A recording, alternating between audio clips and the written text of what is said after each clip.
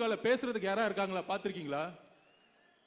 டிவியில வந்து பத்திரிகையாளருங்கிற போர்வையில ஏதாவது ஒரு அமைச்சரோ ஒரு எம்எல்ஏவோ யாராவது ஒரு ஆள் வந்து என்னுடைய கொள்கை, என்னுடைய ஆட்சி, என்னுடைய முதல்வர், என்னுடைய துணை முதல்வர் எவ்வளவு சிறப்பா நிர்வாகம் பண்ணிட்டு இருக்காரு பாத்தீங்களா அப்படின்னு சொல்றதுக்கு யாரா வராங்களா?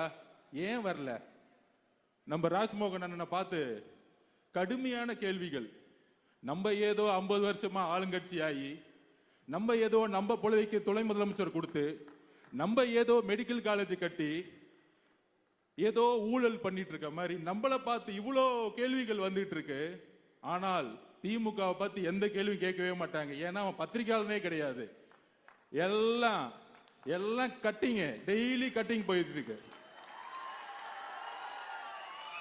கமிஷனு, கட்டிங்கு, ஷேரு, இதுதான் மேட்ரு. மொத்தமே அவ்வளவுதான். திமுக அவ்வளவுதான்.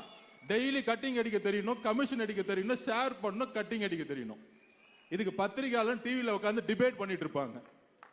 தோழர்களே, எப்படி இளைஞர் கூட்டம் அண்ணாவோடு ஒரு புதிய ஆட்சியை உருவாக்கியதோ அதெல்லாம் ஒரு எப்பயுமே ஒரு டிபேட்